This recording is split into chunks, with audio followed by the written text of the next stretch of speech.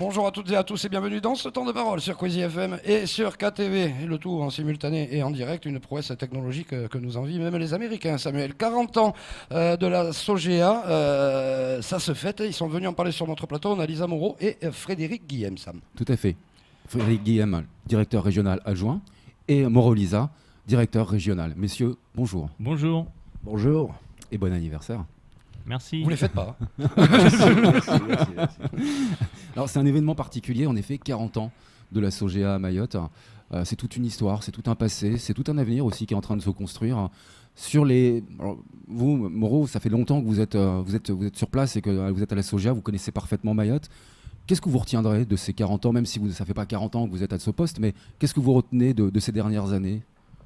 Écoutez, quand on a fait le discours hier, quand on a fêté 40 ans, ça m'a rappelé des souvenirs de Sogea, mais aussi des souvenirs qui m'ont été passés par les anciens. Et quand on voit que Sogea s'est implanté en 1977, c'est-à-dire un an après la décision des Mahorais de rester français, c'est symbolique, c'est un message fort. Et puis quand on voit d'où on est parti, où nous en sommes et où nous irons, c'est quand même la progression était remarquable dans l'investissement par la société, puisque, comme je disais hier soir, on est arrivé avec un bungalow, on faisait tout dans le bungalow à côté du restaurant du Rond-Point. On n'avait pas d'engin, on avait des pelles, des pioches, et la progression, et les gens, même les gens, on a fait aussi une journée avec les salariés le jeudi, mais c'était très, très émouvant, très passionnant, et avec le respect de cette société qui est parti, est arrivé un jour en 77, et quand je vois cette famille multiculturelle qui œuvre tous les jours pour réaliser des ouvrages de qualité, c'est fabuleux, c'est magnifique. On a vécu des jours difficiles, 4 mois de sécheresse, 4 mois de pénurie d'eau, de tour d'eau. Nous, sur ce plateau, tous les jours, nous disions, les gars de la Sogea, ce sont nos héros du quotidien. Parce que c'est eux qui allaient chercher l'eau là où elle était. C'est comme ça aussi que vous le voyez, parce qu'ils nous ont vraiment sortis de la merde. Frédéric. Oui, je voulais dire que par rapport à Moreau, moi j'ai beaucoup de chance parce que j'arrive dans un contexte où on travaille plus avec des pioches et des pelles, et on a une société qui maintenant a investi, s'est développée, et les femmes et les hommes de ces sociétés ont pu, au service des Mahorais, dans les situations difficiles, mais aussi dans les bons moments, rester solidaires. Et puis, pour répondre à votre question sur l'eau, assurer le service que les Mahorais et les Mahoraises sont en droit d'attendre d'une société comme la nôtre.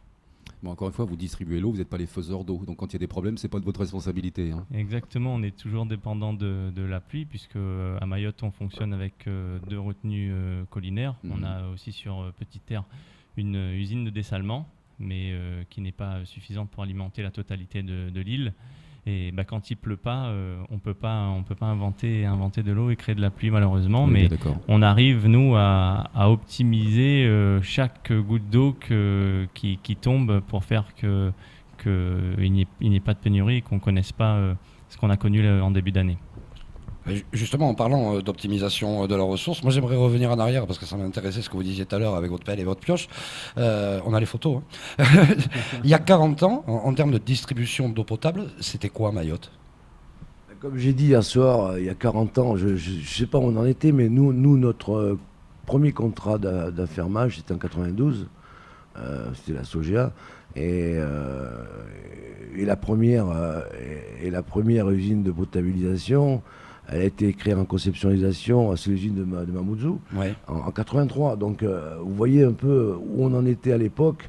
Bon, avant 83, je ne peux pas vous dire où on était, mais c'était vraiment des équipements de misère.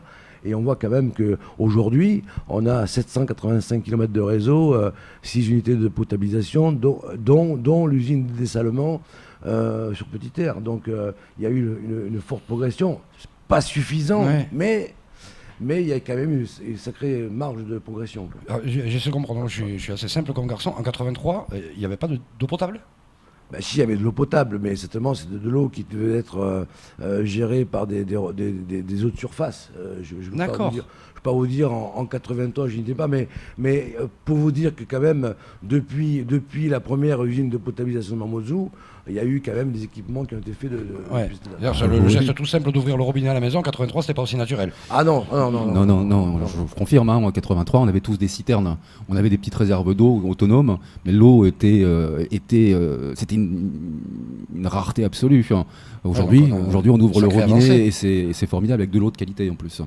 Et donc sur Petite Terre, c'est plus récent. L'usine dessalement a été créée en 96. C'est nous qui l'avons conçue et réalisée à la demande du préfet de l'époque, Monsieur Boissonnan. C'est ça. Et elle a été demandée à un temps record, parce que je crois de mémoire, on l'a réalisée en un an, quoi. Un peu moins d'un an même, j'ai envie de dire. Moins d'un an, ouais.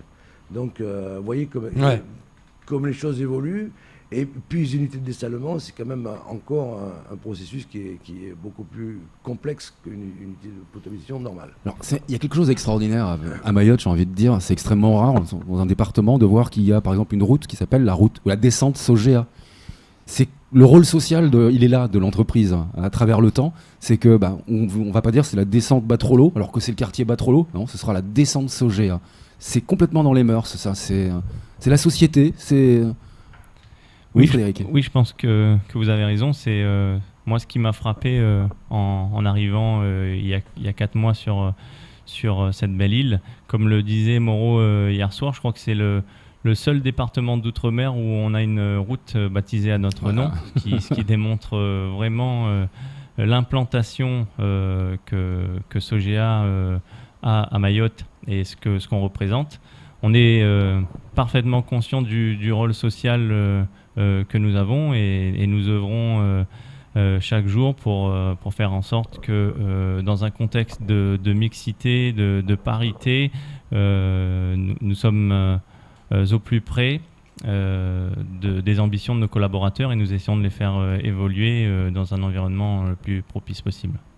Alors, 40 ans, c'est un passé, c'est un présent, mais c'est aussi un avenir. Et c'est quoi l'avenir de la Sogea à Mayotte aujourd'hui ? Alors, comme je disais hier soir, 40 ans c'est beaucoup à l'échelle humaine, mais peu en matière de développement d'un territoire. Ouais. Et dans ce territoire, il devra y avoir beaucoup d'investissements pour d'infrastructures d'eau potable, d'assainissement, de routes, de logements, de collèges, de lycées, j'en ai parlé hier soir. Et il faut qu'on prépare l'avenir comme on l'a fait depuis le passé. Il faut qu'on soit réactif, innovant, il faut qu'on soit proche et à l'écoute de nos décideurs, de nos élus, de la population, pour être toujours, je dirais, en avant-garde de tout ce qu'il y aura à faire dans les années à venir. Mais vous disiez tout à l'heure, en préambule, avant de démarrer l'émission, mais à l'époque, on avait des gens de 70 ans qu'on rappelait parce qu'on n'avait pas... Aujourd'hui, notre préoccupation, c'est de former nos jeunes Mahorais pour avoir des ambitions dans notre poste, etc., pour avoir toujours ce développement en fonction de l'évolution de nos travaux et de l'évolution des développements. Ce que je voulais dire aussi, c'est que, et là j'en profite pour remercier nos femmes et nos hommes qui sont depuis, d'autres sont partis à la retraite, mais c'est grâce à eux tout ça.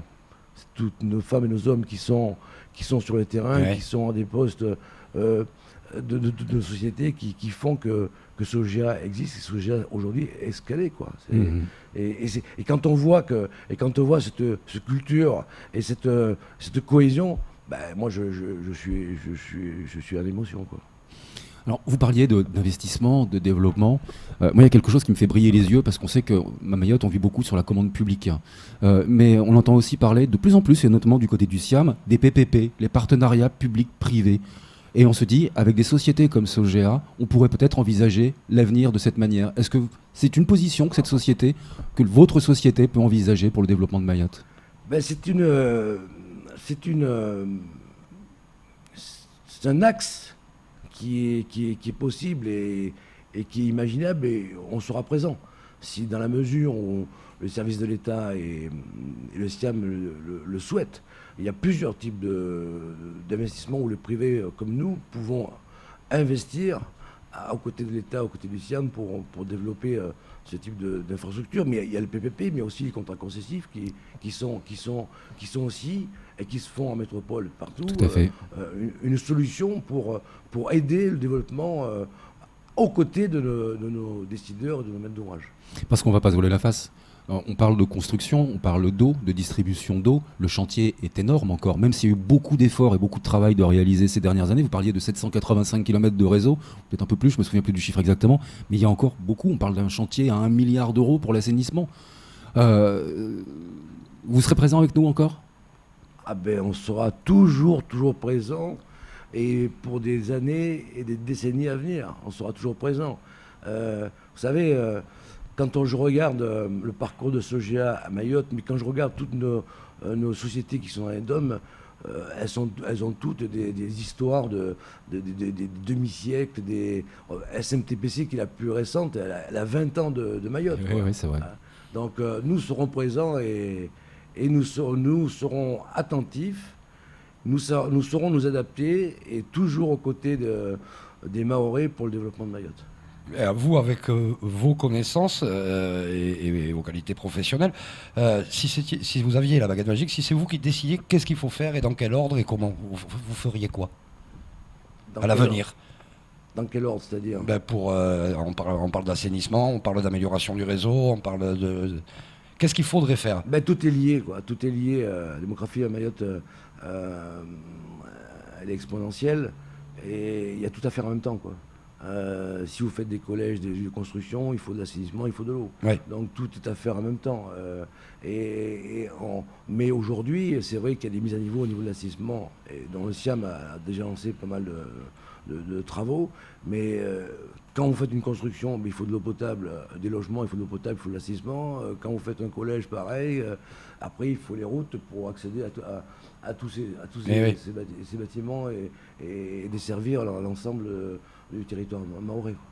Alors, on a tous à Mayotte pardon, Allez-y.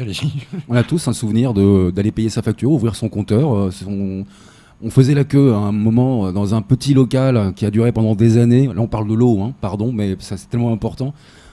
Aujourd'hui, on est dans l'évolution. C'est-à-dire qu'on peut payer sa facture en ligne, on n'a plus à se déplacer. Vous êtes vraiment dans le sens de la modernisation de la Sogea. Frédéric, on en est où à ce niveau-là? C'est quoi l'avenir aussi? Oui, tout à fait. On s'est tourné vers les nouvelles technologies. On essaye d'être moteur sur ces sujets. Et aujourd'hui, sur nos près de 40 000 abonnés, on a à peu près 20% des abonnés qui payent en ligne. Donc c'est déjà très bien. Les mentalités, les mœurs évoluent. Et on est très heureux d'accompagner ce changement vers l'avenir au plus près de nos abonnés. Alors, vous avez fait un espace client rue de la Grande Traversée qui offre beaucoup plus de confort, non seulement pour les salariés, mais aussi pour les usagers. Il y a une petite critique qui pointe sur la chaleur, il y fait très chaud parfois. Ça va s'arranger, me dit-on. Oui, tout à fait. On a eu la volonté de se doter d'un service clientèle digne de ce nom. Tout simplement parce que la SMAE, c'est une société de service. On est au service de la population. On reçoit des gens qui viennent demander des raccordements, des branchements, qui viennent payer. Donc on a voulu leur créer un environnement le plus confortable possible. Aujourd'hui, la critique, c'est qu'il fait chaud au sein de cet accueil client. On est en train de faire ce qu'il faut pour que prochainement l'espace soit beaucoup plus agréable. Pour conclure, je vais laisser la parole à Flo dans un instant, mais Moreau, qui est la Sogea? Parce que pour nous, à Mayotte, quand on dit Sogea, on pense à la flotte, à l'eau, au confort. Mais c'est pas que l'eau. Non, c'est une petite boîte locale qui démarre. Comme je disais tout à l'heure, Sogea, c'est historique dans les dates d'arrivée de Sogea. Et donc, il a fallu, c'est clair qu'il a fallu, dès que nous avons fait la scission entre l'exploitation d'eau potable et Sogea, il a fallu faire passer à la télé le slogan non papy, pas Sogea, plus Sogea, la SMAE. Le slogan était magnifique. Et Sogea, c'est des métiers d'hydraulique, c'est des métiers de process, c'est des métiers de génie civil, c'est des métiers de canalisation, de réservoir, d'électricité, des métiers d'électricité, l'électricité urbaine, Sogea y participe. Donc c'est une entreprise du BTP aujourd'hui qui est intimement liée à des métiers du BTP. C'est pour cela qu'on a voulu créer cette société de service qui s'appelle la Société Maroise des Eaux, qui était notre métier. C'est quoi? Donc la différence entre Sogea et SMAE, c'est quoi? Sogea, c'est une société de travaux qui réalise, qui conçoit des travaux. Et la SMAE, c'est une société de services qui distribue de l'eau potable. D'accord. Et pour ceux qui ne le savent pas, c'est donc pas une petite entreprise locale qui débute, comme je disais en plaisantant, mais ça représente quoi la Sogea au niveau mondial? Sogea Mayotte? Non, la Sogea dans le monde. Oui, parce qu'en fait, on va vous expliquer. Parce qu'apparemment, vous n'avez pas compris. Mais il y a deux grands groupes à Mayotte. C'est la Sogea et la Colas. Dans l'esprit du commun du mortel, c'est comme ça. Mais la Sogea, c'est Vinci.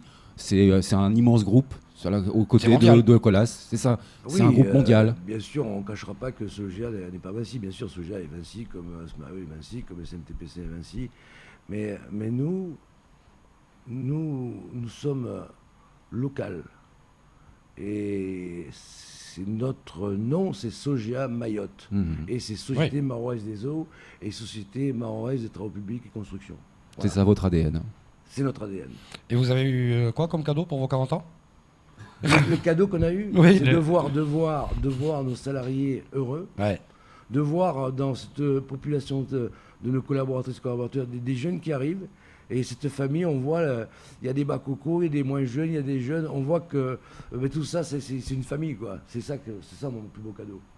Merci beaucoup d'être venu vous exprimer sur ce plateau, messieurs. Et encore bon anniversaire. Merci à vous. C'est tout pour ce temps de parole. Tout de suite, la suite de nos programmes.